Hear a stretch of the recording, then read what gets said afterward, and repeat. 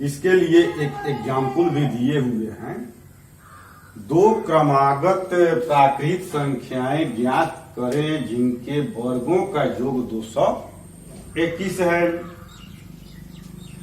तो सबसे पहले यहाँ पे हम शब्द समस्या के बारे में समझाना चाहेंगे कि शब्द समस्या, इसके पहले आप दो चर वाले समीकरण में भी बना चुके हैं और द्विघात समीकरण में भी ऐसा प्रॉब्लम आपको बनाने के लिए।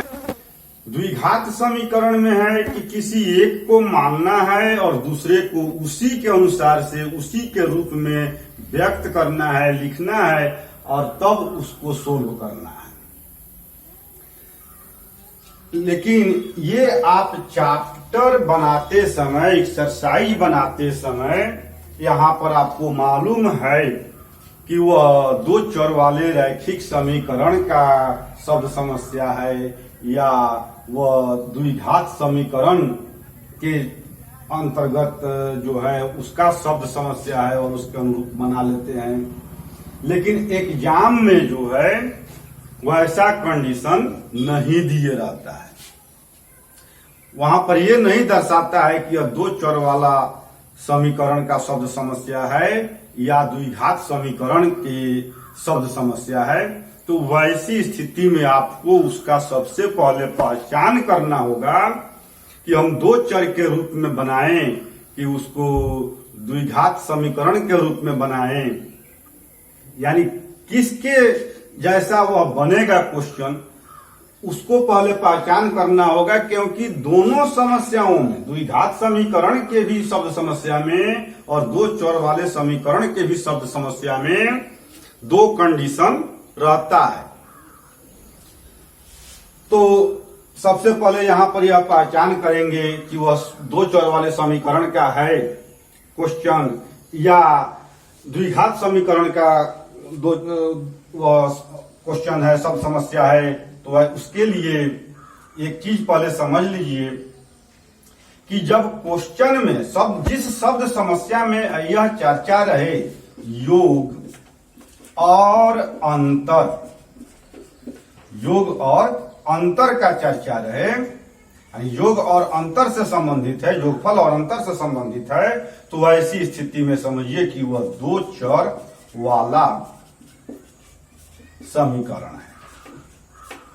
तो ऐसी स्थिति में यदि पहला को x तो दूसरा को y मानेंगे, यदि a तो इसको b मानेंगे, यानी दो चर के रूप में मान करके किसी भी तरह से, यानी दो चर जो है मानेंगे और तब उसको सोल्व करेंगे।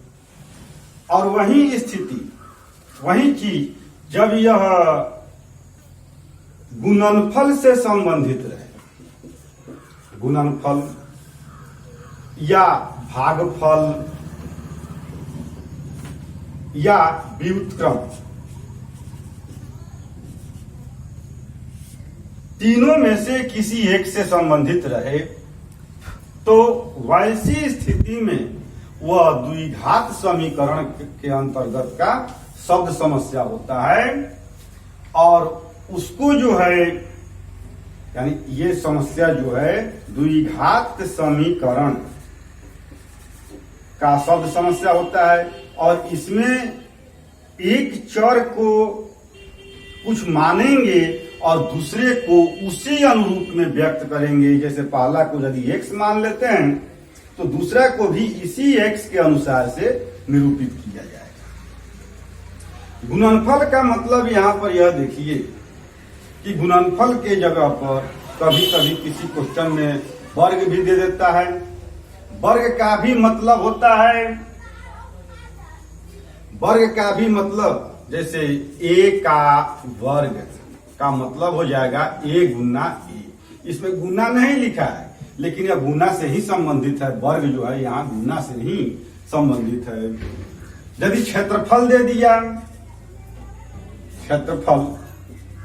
क्षेत्रफल दे दिया तो यह क्षेत्रफल जो है इसका भी फॉर्मूला आयत का क्षेत्रफल, इसका फॉर्मूला लंबाई गुना चौड़ाई होता है।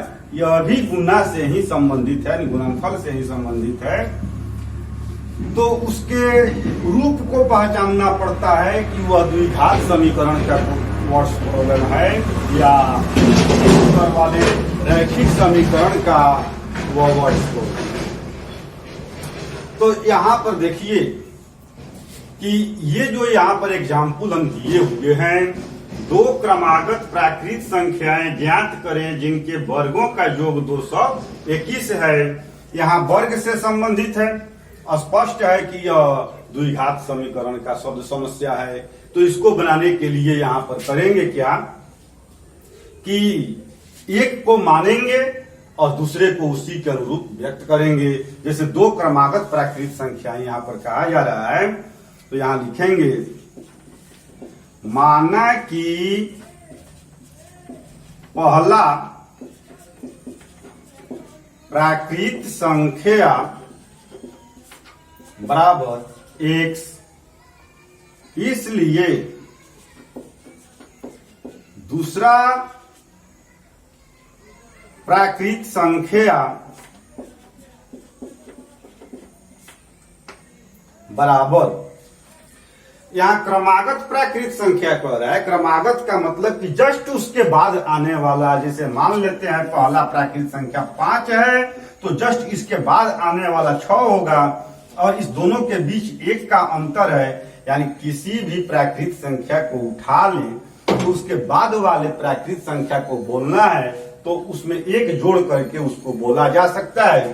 पहला प्राकृत संख्या यहाँ x माने हैं तो दूसरा प्राकृत संख्या यहाँ पे x + 1 होगा।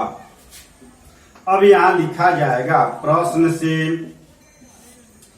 स्पष्ट है कि उसके बाद यहाँ पर दिया हुआ है जिनके वर्गों का योग 221 है। पहला प्राकृत संख्या x है और दूसरा प्राकृत संख्या x + 1 है। इसी दोनों के वर्ग का योगफल 221। यहाँ पर प्रश्न से लिखने के बाद यानी यह x² + x + 1 का होल स्क्वायर बराबर 221 लिख लिया गया। अब जो है इसके बाद क्वेश्चन को सोल्व करके अंतिम रूप में पहुंचाया जाएगा x² प्लस यह a + b के होल स्क्वायर का रूप है तो a + b के होल स्क्वायर के फॉर्मूला से तोड़ते हुए यह x² + 2x + 1 हो जाएगा बराबर 221। तो यह 2x² + 2x + 1 माइनस 221 बराबर 0।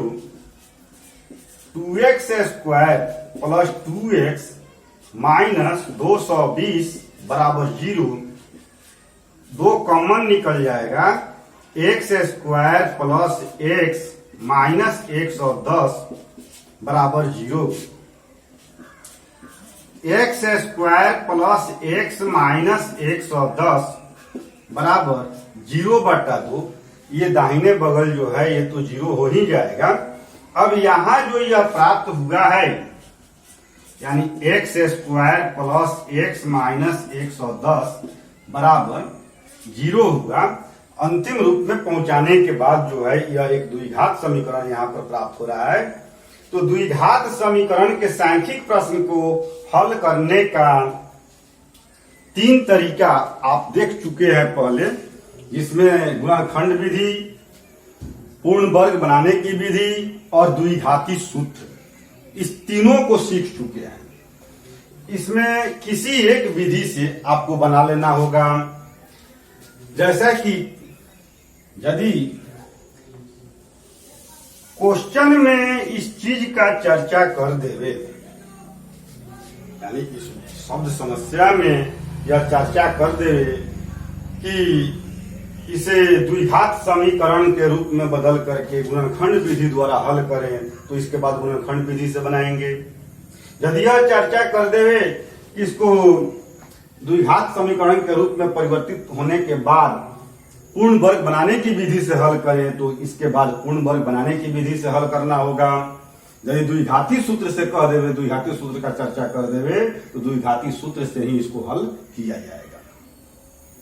अब यहाँ पे यदि क्वेश्चन में किसी भी विधि का चर्चा नहीं करे, तब वैसी विधि में, वैसी स्थिति में आप स्वतंत्र है जिस विधि से मन करे, जो आसान आपको पड़े, उस विधि से आप बना सकते हैं।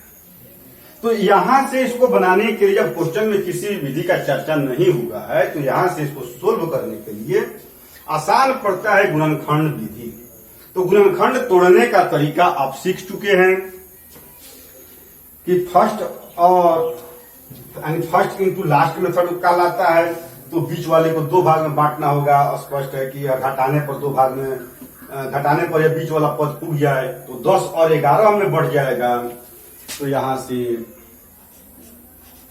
यह x square minus 10x plus 11x minus 110 बराबर 0। फर्स्ट और लास्ट को गुना करेंगे तो यह माइनस 110 एक्स स्क्वायर हो जाएगा। इसको भी गुना करेंगे तो माइनस 110 एक्स स्क्वायर होगा, और घटाने पर यह प्लस एक्स हो जाएगा जो यहाँ बीच में है। तो अब इसमें इस दोनों से x कॉमन निकल करके यह x माइनस 10 होगा, और इस दोनों से प्लस 11 कॉमन निकल करके यह x माइनस 10 होगा बराबर 0। तो यह x माइनस 10 इंटू, दोनों में से x माइनस 10 कॉमन निकल गया, तो यहां से बच गया यह x, और यहां से प्लस 11 बराबर 0। अब इसके बाद यहां x माइनस 10 बराबर 0 और यह x प्लस 11 बराबर 0, समीकरण 1, और यह हो गया समीकरण 2। एक चीज का यहां पर हम खुलासा कर देना चाहेंगे कि अधिकांश लोग क्या करते हैं कि यहां से इसको बनाने के लिए, जैसे हम समीकरण 1 समीकरण 2 माने हैं, इसको न लिख करके वे लोग लिख देता है x माइनस 10 बराबर 0, और बीच में यह लाइन खींच करके फिर यहाँ पर x प्लस 11 बराबर 0, और यहाँ से यह x बराबर 10, और यहाँ से x बराबर माइनस 11 लिख देता है लोग। तो ये जो तरीका है यह बिल्कुल गलत मानते हैं इसको हम, क्योंकि यह कैसे गलत हो जाता है कि ये जो है क्वेश्चन बनाने में आपको जो क्वेश्चन में दिया गया है उसके अनुसार से माना गया है, उस रूप में इसका यह x का मान जो आएगा, जैसे प्राकृत संख्या माने हैं x, तो x का मान प्राकृत संख्या के समूह में होगा वह तो संभव वैल्यू होगा, और जो उसके समूह में नहीं होगा वह असंभव वैल्यू हो जाएगा। जैसे कि यहाँ पर यह x जो है प्राकृत संख्या में है लेकिन माइनस 11 इसमें नहीं है, तो ऐसी स्थिति में इसके सामने लिखना पड़ता है संभव और असंभव, जो यहाँ पर लिखने में विद्यार्थी असमर्थ हो जाता है। इसलिए यहाँ पर समीकरण 1 और समीकरण 2 लिख करके ही आप लोग बनाइएगा। तो इसमें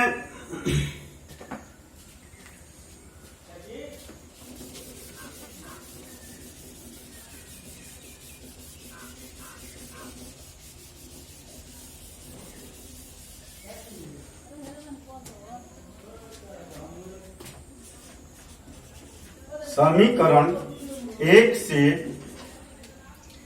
x माइनस 10 बराबर 0, तो यहाँ x बराबर 10। अब x का मान 10 आया, x हम पहला प्राकृत संख्या माने हुए हैं, 10 जो है प्राकृत संख्या के समूह में है, इसलिए यहां पर यह लिखा जाएगा संभव। समीकरण 2 से x प्लस 11 बराबर 0, तो यहाँ x बराबर माइनस 11, x पहला प्राकृत संख्या माने थे और यहाँ x का मान माइनस 11 प्राकृत संख्या के समूह में नहीं है, इसलिए यहां पर लिखाएगा असंभव। यानी इसको सोल्व करके यहां जो x का मान निकलेगा, तो यह वर्ड्स प्रॉब्लम के अनुसार यह x का मान जो है संभव या असंभव के रूप में निकलेगा। जो असंभव है उसको यहाँ पे छोड़ दिया जाएगा जो संभव है उसी के अनुसार से जो यहाँ पर यह लिखा गया है, माना गया है, उस सभी मान को यहाँ पर व्यक्त किया जाएगा, वही आपका आंसर हो जाएगा। तो संभव यहाँ पर है x बराबर 10, तो यहाँ लिखेंगे अतः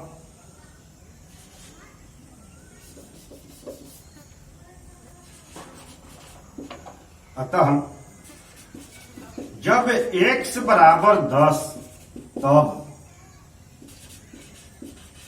पहला प्राकृत संख्या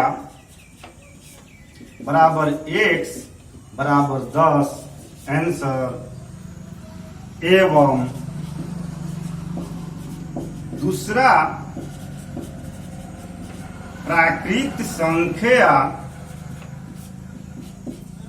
बराबर, अब दूसरा प्राकृत संख्या यहाँ x प्लस 1 है, तो इसी को लिखेंगे x प्लस 1, और यहाँ x का मान 10 है, तो यहाँ 10 प्लस 1 बराबर 11 है आंसर। अब इसके बाद इसका जो है जांच भी देख लिया जाए। जांच करेंगे तो क्वेश्चन में है दो क्रमागत प्राकृत संख्याएं ज्ञात कीजिए जिनके वर्गों का योग 221 है, और यहाँ पर 10 और 11 आया है। स्पष्ट है कि दोनों क्रमागत प्राकृत संख्या है, तो दोनों के वर्गों का योग भी देख लिया जाए। यानी 10 का स्क्वायर प्लस 11 का स्क्वायर, तो यह 100 प्लस यह हो जाएगा 121, तो इसका वैल्यू हो गया 221, जो यहाँ पर कंडीशन में क्वेश्चन में दिया गया था, जो कंडीशन यहाँ पर जांच हो चुका है। हम यहाँ पर यह बतलाना चाह रहे हैं कि शब्द समस्याओं को हल करने में जो है इसको कुछ भाग में बांटा गया है, इसके पूरे सॉल्यूशन को, तो वह पूरे सॉल्यूशन को जो बांटा गया है वह 4 भाग में होना चाहिए। जैसे पहला भाग है इसका सूत्रण, दूसरा भाग है इसमें, पहला भाग है सूत्रण, दूसरा भाग है हल, और तीसरा भाग है निर्वचन, और चौथा भाग है इसका मान्यकरण। ये 4 भाग में होना चाहिए। तो 4 भाग में से देखिए, यह माना कि पहला प्राकृत संख्या x, इसलिए दूसरा प्राकृत संख्या x प्लस 1, अब प्रश्न से लिख करके अब उसी क्वेश्चन में जो दिए गए कंडीशन है उसके अनुसार से आप इसको सजाए हैं। तो यह यहां से यहां तक जो है यह सूत्रण कहलाता है। अब इसके बाद जो हल करके यहाँ अंतिम रूप में पहुंचाए हैं, और अंतिम रूप में पहुंचाने के बाद फिर उसका सोल्व करते हुए यहाँ संभव असंभव के रूप में जो वैल्यू यहाँ पर ज्ञात किए हुए हैं, यानी यह यहां से फिर यह यहां तक, ये जो है इसका हल कहलाता है।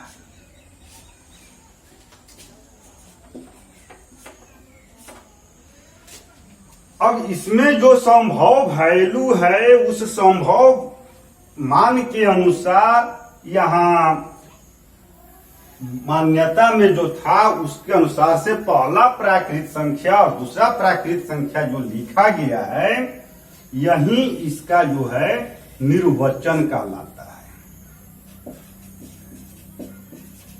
निर्वचन कहलाता है, जो तीसरा स्टेप हुआ।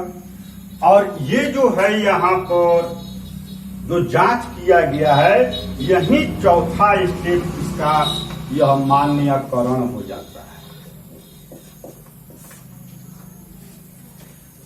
तो इस 4 स्टेप में होना चाहिए। ये जो है पुराने सिलेबस के अनुसार से था। अब नए सिलेबस में क्या किया है कि यह सूत्रण को रखना है, हल को रखना है और यह निर्वचन को रखना है। इस मान्यकरण को जो है नए सिलेबस से हटा दिया है कि अब जांच करने की आवश्यकता नहीं है। क्वेश्चन बनाते समय, शब्द समस्याओं को बनाते समय यह सूत्रण, हल, निर्वचन ये सब लिखना नहीं है उसमें। ये जो एग्जामिनर है, जो कॉपी जांच कर रहा है, वह स्वयं यहाँ पे समझ रहा है कि कौन इसमें सूत्रण है, कहां से कहां तक हल है और कहां से कहां तक निर्वचन है। वह तीनों रूप में होगा। उसको सही सलामत जांच करते हुए वह आगे की ओर बढ़ेगा।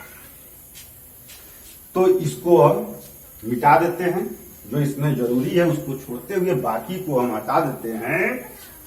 तो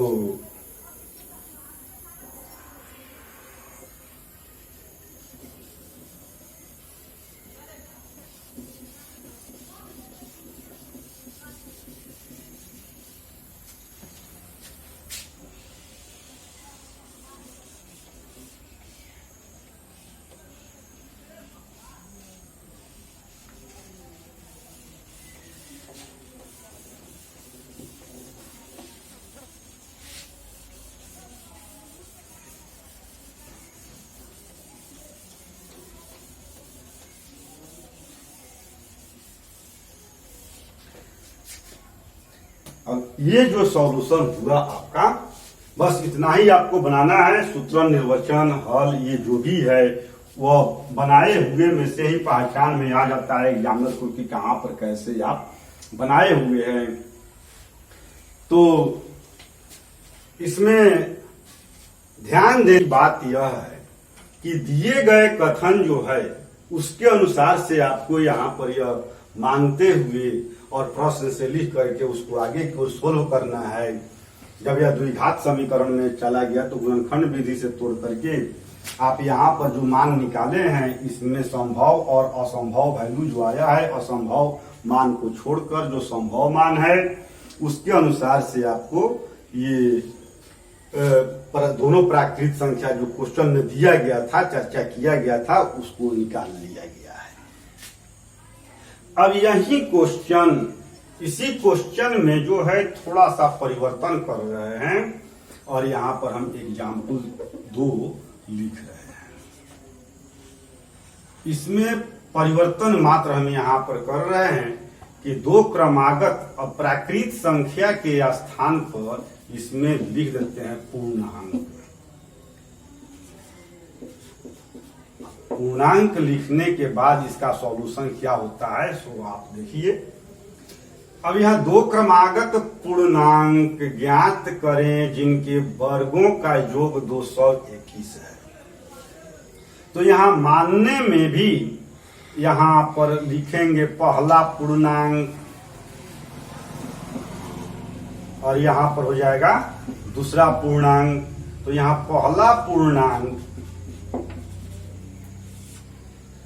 माना कि पहला पूर्णांक x, इसलिए दूसरा पूर्णांक बराबर x + 1। अब प्रश्न से वही सेम टू सेम लिखाएगा और आगे की ओर इसको सोल्व करते हुए अंतिम रूप में यह सेम टू सेम आएगा। फिर यहां गुणनखंड भी तोड़ेंगे, आगे सोल्व भी करेंगे। तो यहां पर अब देखिए कि समीकरण 1 से x - 10 = 0, x = 10। तो 10 जो है पूर्णांक यहाँ पर है, x माना गया है पूर्णांक में, तो पूर्णांक के समूह में 10 है तो संभव है यह वैल्यू। फिर यहाँ समीकरण 2 से x + 11 = 0, तो x = -11, तो -11 भी जो है वो भी पूर्णांक है। तो यहाँ पर यह भी संभव है। जबकि इसके पहले वाले क्वेश्चन में यहाँ पर प्राकृत संख्या था तो उसके लिए असंभव था क्योंकि -11 प्राकृत संख्या के समूह में नहीं है। अब इस क्वेश्चन में पूर्णांक लिए हैं तो पूर्णांक के रूप के समूह में तो -11 होता है, तो इस क्वेश्चन के लिए यहाँ पर यह संभव है। तो यह दोनों वैल्यू संभव के रूप में हो गया।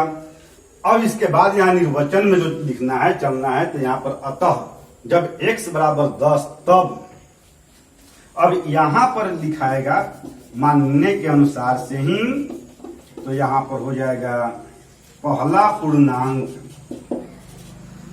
बराबर x = 10, इसमें लिखा जाएगा दूसरा पूर्णांक